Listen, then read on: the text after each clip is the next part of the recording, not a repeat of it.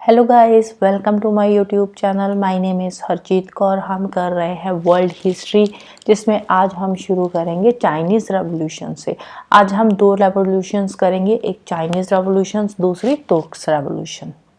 तो अगर आपको इस पर्टिकुलर लेक्चर का पीडीएफ चाहिए तो उसके लिए आप मेरा टेलीग्राम चैनल भी ज्वाइन कर सकते हो, जिसका लिंक आपको नीचे डिस्क्रिप्शन बॉक्स में मिल जाएगा। तो शुरू करते हैं चाइनीज़ रेवोल्यूशन से। चाइनीज़ रेवोल्यूशन की शुरुआत हुई थी 1911 में, जिसको बोला जाता है रिपब्लिकन रेवोल्यूशन। तो 1911 में क्या हुआ? 1911 में सुन यात सेन जो लीडर थे चाइना के, उन्होंने रेवोल्यूशन शुरू करी थी। उस टाइम पे उन्होंने चाइना में जो चिंग डायनेस्टी थी, जिसको मांचू डायनेस्टी भी बोला जाता है, इस डायनेस्टी को उखाड़ फेंका और चाइना में रिपब्लिकन सिस्टम सेटअप करा। और ये बने थे चाइना के फर्स्ट रिपब्लिकन प्रेसिडेंट। और रिपब्लिक चाइना के ये फर्स्ट प्रेसिडेंट बने थे, तो इन्होंने 1912 में रिजाइन दे दिया और उसके बाद बने चाइना के प्रेसिडेंट युआन शिक्कई। और ये 4 साल तक रहे थे, 1912 से लेकर 16 तक। 16 से 18 तक का जो पीरियड है उसको बोला जाता है वारलॉर्ड इरा। वारलॉर्ड इरा क्यों बोला जाता है? क्योंकि इस टाइम पे चाइना में बहुत ज्यादा क्योस फैला हुआ था, बहुत ज्यादा डिसऑर्डर फैला हुआ था चाइना में। चाइना के अलग अलग प्रोविंसेस में अलग अलग जनरल्स ने अपना कंट्रोल कर रखा था। अलग अलग प्रोविंसेस में जो अलग अलग किंग्स थे, छोटे छोटे, वो अपने जो एरियाज थे वो बनाकर वहां पे रूल कर रहे थे जनरल्स। जो जैसे इंडिया में किंग रूल कर रहे थे, वैसे ही चाइना में अलग अलग प्रोविंसेस में जनरल्स जो थे वो रूल कर रहे थे। उन्होंने अपने अपने प्रोविंसेस को कंट्रोल में कर रखा था। 1912 में जो सुन यात सेन थे, उन्होंने एक नेशनलिस्ट पार्टी बनाई थी जिसका नाम था क्यूमिनतांग पार्टी, KMT भी जिसको बोला जाता है।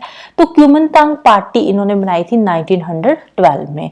इसका मेन एम क्या था? इसका एम था चाइना को गवर्न करना, पूरे के पूरे चाइना को गवर्न करना। चाइना में जो जनरल्स है उन पे कंट्रोल करना, जो आपस में अलग अलग प्रोविंसेस के जो जनरल्स है लड़ाई कर रहे हैं, उन जनरल्स को कंट्रोल में करना और पूरे के पूरे चाइना पे रूल करना, चाइना को गवर्न करना। जो KMT लीडर थे वो थे सुन यात सेन, जिन्होंने पार्टी बनाई थी क्यूमिनतांग। लेकिन 1925 में उनकी डेथ हो जाती है और उनकी डेथ के बाद इसके लीडर बने थे, KMT पार्टी के लीडर बने थे चियांग कई शेक। जनरल चियांग कई शेक इसके लीडर बने थे। फिर 1921 में चाइना में एक और पार्टी बनी जिसका नाम था चाइनीज कम्युनिस्ट पार्टी, CCP भी बोला जाता है इसको। और ये वाली जो पार्टी बनी थी ना, चाइना की कम्युनिस्ट पार्टी, सबसे पहले इन्होंने KMT पार्टी के साथ कॉपरेट करा। मिलकर दोनों पार्टीज काम करने लगी। एक थी क्यूमिनतांग पार्टी, दूसरी थी चाइनीज कम्युनिस्ट पार्टी। ठीक है, दो पार्टीज बन गई यहाँ पे, एक है CCP और एक है KMT, KMT क्यूमिनतांग पार्टी। और ये दोनों पार्टीज मिलकर वारलॉर्ड्स जो थे उनके अगेंस्ट इन्होंने लड़ाइयां करनी शुरू कर दी, स्ट्रगल करनी शुरू कर दी, उनको चाइना से हटाने के लिए, पूरे चाइना को एक बनाने के लिए ये जो छोटी छोटी पार्टीज थी।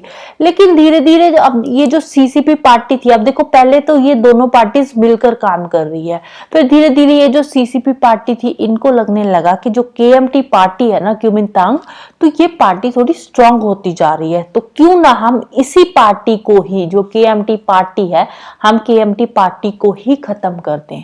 तो खत्म, अगर हम KMT पार्टी को खत्म कर देंगे तो पूरे चाइना पे रूल हमारा होगा। लेकिन अब क्या हो रहा है? अब KMT पार्टी जो है वो, इनको लगा कि वो स्ट्रांग होती जा रही है धीरे धीरे इस तरह से, तो फिर चाइना पे KMT पार्टी का रूल हो जाएगा। अब ये जो CCP पार्टी थी ना, चाइना कम्युनिस्ट पार्टी, ये जो चाइनीज कम्युनिस्ट पार्टी थी, इसके लीडर थे माओ जेडोंग, जिसको माओ से तुंग भी बोलते हैं। माओ जेडोंग लीडर थे CCP पार्टी के। फिर CCP पार्टी के जो लीडर थे उन्होंने KMT पार्टी के अगेंस्ट बहुत विग्रसली रिएक्ट करा, इनके अगेंस्ट इन्होंने लड़ाइयां करनी शुरू कर दी। और फिर इनसे बचकर जो CCP पार्टी थी ना, CCP पार्टी ने एक बहुत लंबा मार्च निकाला, 6000 माइल का मार्च था और इनको पूरा 1 साल लगा था ये मार्च पूरा करने के लिए। अक्टूबर 1934 से लेकर अक्टूबर 1935 तक इन्होंने 6000 माइल का लंबा मार्च निकाला था और पूरे के पूरे नदरन चाइना में इन्होंने अपना एक पावर बेस बना लिया था। फिर चाइना में सिविल वॉर शुरू हो गई और उसके बाद क्या हुआ, जब सिविल वॉर शुरू हुई तो जब जो जापानीज थे, जापान वाले थे, उन्होंने भी चाइना में इंटरफेयर करना शुरू कर दिया, इसी लड़ाई में आ गए, क्योंकि जो जापान वाले थे वो चाहते थे कि हम चाइना पे कब्जा कर लेंगे। तो इसीलिए जापान की जब इंटरफेरेंस हुई चाइना में, तो ये जो लड़ाई चल रही थी ना चाइना के अंदर, सिविल वॉर, ये थोड़ी और ज्यादा कॉम्प्लिकेटेड हो गई। और जो जापान था 1937 में, जैसे ही जापान इन पे कब्जा करने वाला ही था कि दूसरी साइड सेकेंड वर्ल्ड वॉर शुरू हो गई। 1939 में जापान उलझ गया सेकेंड वर्ल्ड वॉर में। लेकिन अब बाद में क्या हुआ, अब जापान ने सोचा था कि हम चाइना पे कब्जा कर लेंगे, लेकिन सेकेंड वर्ल्ड वॉर में जापान हार गया। जापान हार गया, ऊपर से जो यूएसए वाले थे उन्होंने जापान पे बम फेंक दिए, एटम बम फेंक दिए, जिसके चलते हुए जापान अंदर से टूट गया और जापान ने चाइना से विथड्रॉ कर लिया। चाइना से फिर वापस जापान अपने झगड़े में उलझ गया और फिर पीछे चाइना में क्या रहेगी, दो पार्टीज, केएमटी और सीसीपी। ठीक है, अब देखो पहले केएमटी सीसीपी लड़ रही थी, बीच में जापान की इंटरफेरेंस हो गई, लेकिन जापान फिर अपनी वर्ल्ड वॉर सेकेंड में उलझ गया और फिर पीछे रह गई दो पार्टीज, केएमटी एंड सीसीपी। अब फिर जो केएमटी पार्टी के जो लीडर थे चियांग की शेख, इन्होंने यूएसए की हेल्प मांगी कि भाई आप हमारी हेल्प करो, हम चाइना पे रूल करना चाहते हैं। लेकिन अनफॉर्चुनेटली जो केएमटी पार्टी थी ये हार गई। 1949 में जो माओ जेडोंग थे वो जीत गए, सीसीपी पार्टी जो थी वो फाइनली जीत गई। जो चाइनीज कम्युनिस्ट पार्टी थी उन्होंने चाइना पे अपना रूल करना शुरू कर दिया। और जो केएमटी पार्टी के लीडर थे चियांग की शेख, ये चाइना छोड़कर चले गए ताइवान में। तो ताइवान में जाकर फिर इन्होंने अपना काम करना शुरू कर दिया और चाइना में रह गए, सॉरी ताइवान में जाकर फिर ये जो चियांग की शेख थे ये ताइवान में चले गए और चाइना पे रूल किसका हो गया, माओ जेडोंग का। चाइना के लीडर बन गए माओ जेडोंग। तो धीरे धीरे माओ जेडोंग ने पूरे के पूरे चाइना पे ही अपना कंट्रोल एस्टैब्लिश कर लिया और जब तक उनकी डेथ नहीं हुई 1976 तक जो माओ जेडोंग थे वो चाइना के लीडर बनकर चाइना के लिए काम करते रहे। नेक्स्ट बात करते हैं टर्किश रेवोल्यूशन की, जो कि 1923 में हुई थी। टर्की को बोला जाता है sick man of Europe. 19th century में जब ऑटोमन एम्पायर की डिसइंटीग्रेशन शुरू हुई, ऑटोमन एम्पायर टूटना शुरू हुआ, तो उसके साथ ही जो टर्की था वो फर्स्ट वर्ल्ड वॉर में भी हार गया। अब एक तो ऑटोमन एम्पायर पहले से ही टूट रहा था, ऊपर से टर्की फर्स्ट वर्ल्ड वॉर में भी हार गया। इससे क्या हुआ, इससे जो अलाइज पावर थी जो कि फर्स्ट वर्ल्ड वॉर में जीत चुकी थी, अलाइज पावर, उन्होंने टर्की को डोमिनेट करना शुरू कर दिया। टर्की के जो कुछ पार्ट्स थे वो ग्रीस और इटली को दे दिए गए। टर्की के कुछ पार्ट्स को ग्रीस ने इन्वेड कर लिया और कुछ पार्ट को इटली ने इन्वेड कर लिया और बाकी का जो पार्ट बचा था उसमें अलाइज पावर ने डोमिनेट करना शुरू कर दिया। और जो टर्की का सुल्तान था जिसको खलीफा बोला जाता था, उसको भी इन्होंने, उसकी जो पावर थी उससे छीन ली गई, उसको भी उसकी गद्दी से हटा दिया गया। और इसी बात को लेकर इंडिया में भी मूवमेंट शुरू हो गई जिसका नाम था खिलाफत मूवमेंट, जो इंडिया में उस टाइम पे शुरू हुई थी खलीफा की पोजीशन को बचाने के लिए। और इसी चीज को लेकर टर्की के अंदर भी एक मूवमेंट चल रही थी जिसका नाम था नेशनलिस्ट मूवमेंट। अलाइज पावर के अगेंस्ट टर्की के जो लोग थे वो भी मूवमेंट कर रहे थे, लड़ाइयां कर रहे थे।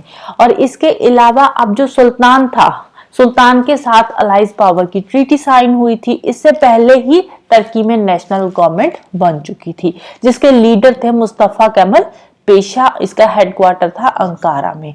अब ये जो नेशनल गवर्नमेंट बनी थी, ये जो सुल्तान के साथ ट्रीटी साइन हुई थी इससे पहले ही बन चुकी थी। सुल्तान, अब जो अलाइज पावर थी वो तो अपनी ट्रीटी को फॉलो कर रही थी ना, जो उन्होंने सुल्तान के साथ ट्रीटी साइन करी थी, और उस ट्रीटी के अकॉर्डिंग जो टर्की था उसको ग्रीस ने इन्वेड कर लिया क्योंकि सुल्तान के साथ ट्रीटी साइन हुई थी और उस ट्रीटी के जो प्रोविजंस थे उन प्रोविजंस के अकॉर्डिंग जो टर्की का कुछ पार्ट था वो ग्रीस ने इन्वेड कर लिया। लेकिन अब जो तुर्क्स थे उनके लीडर कौन थे, केमल पाशा, जो मुस्तफा केमल पाशा थे। अब ये जो लीडर थे ना, जो पाशा थे, ये इनके जो ग्रीस का इन्वेजन था इसको रिपेल कर रहे थे, इसको रोक रहे थे कि हाँ भाई ग्रीस हमको इन्वेड नहीं करेगा, इस बात के लिए वो लड़ाइयाँ कर रहे थे। लेकिन जो अलाइज पावर थी वो अपनी पहले वाली ट्रीटी पे ही अटकी हुई थी। वो बोल रहे थे कि हमारी सुल्तान के साथ जो ट्रीटी साइन हुई है, हम उस ट्रीटी के अकॉर्डिंग जो टर्की है उसका कुछ पार्ट हम इन्वेड करेंगे ही करेंगे। जो अलाइज ट्रूप्स थी फिर धीरे धीरे वो टर्किश टेरिटरी से विथड्रॉ होनी शुरू हो गई, क्योंकि अब जो इसके लीडर थे वो इनको रिपेल कर रहे थे, उनके अगेंस्ट रिवोल्ट कर रहे थे। और धीरे धीरे अलाइज ट्रूप्स टर्की से हट गई, क्योंकि अब जो पाशा है, पाशा रिवोल्ट कर रहे हैं उनके अगेंस्ट, अलाइज पावर के अगेंस्ट, जिसके चलते हुए अलाइज पावर भी टर्की से विथड्रॉ हो गई। और उसके साथ साथ जो यूरोपियन कंट्रीज ने टर्की का पार्ट अनेक्स किया हुआ था वो भी इन्होंने वापस टर्की को दे दिया। और धीरे धीरे टर्की जो था वो कंप्लीटली इंडिपेंडेंट कंट्री बन गया। अब जब टर्की को कंप्लीट इंडिपेंडेंस मिल गई, अब ये जीत गए टर्की वाले अपनी इंडिपेंडेंस लेने के लिए, इसके बाद इन्होंने फिर टर्की को थोड़ा मॉडर्नाइज करना शुरू कर दिया। टर्की के जो बैकवर्ड लुकिंग फ्यूडल एलिमेंट्स थे इनको इन्होंने खत्म करना शुरू कर दिया। टर्की को रिपब्लिक कब टर्की रिपब्लिक हुआ था, ये रिपब्लिक हुआ था अक्टूबर 29, 1923 को, और इसके फर्स्ट प्रेसिडेंट बने थे मुस्तफा केमल पाशा। मुस्तफा केमल पाशा इसके फर्स्ट प्रेसिडेंट थे और इन्होंने बाद में 15 साल तक रूल करा था। और इन्होंने क्या क्या काम किए थे टर्की में, इन्होंने सबसे पहले जो टर्की सुल्तान था जिनको खलीफा का टाइटल दिया गया था, उन्होंने उनके टाइटल को खत्म कर दिया। खलीफा की जो इंस्टीट्यूशन थी वो भी अबॉलिश कर दी 1924 में। और जो एजुकेशन वाला डिपार्टमेंट था वो भी रिलीजियस लीडर के हाथ में से इन्होंने अपने कब्जे में कर लिया, कि अब जो पहले एजुकेशन वाला जो डिपार्टमेंट होता था वो खलीफा के हाथ में होता था, खलीफा एजुकेशन को देखता था। लेकिन बाद में इन्होंने स्टेट और रिलीजन दोनों को सेपरेट कर दिया, कि रिलीजन अलग रहेगा, स्टेट अपने काम अलग करेगी, स्टेट के कामों में रिलीजन की कोई इंटरफेरेंस नहीं होगी। पहले क्या होता था, पहले जो रिलीजियस लीडर होता था, रिलीजियस हेड होता था, वही स्टेट के सारे अफेयर्स को देखता था, स्टेट के सारे कामों को देखता था। लेकिन अब इन्होंने रिलीजन और स्टेट दोनों को सेपरेट कर दिया, रिलीजन का स्टेट में कोई भी इंटरफेरेंस नहीं रहेगा। इसीलिए जो मुस्तफा केमल पाशा है इनको बोला जाता है फाउंडर ऑफ मॉडर्न टर्की। इसको अतातुर्क भी बोला जाता है, अतातुर्क का मतलब होता है father of Turks, right. So this is all about today. तो जाने से पहले वीडियो को लाइक कर देना, शेयर कर देना और चैनल को सब्सक्राइब कर लेना। Thank you, bye bye and have a nice day.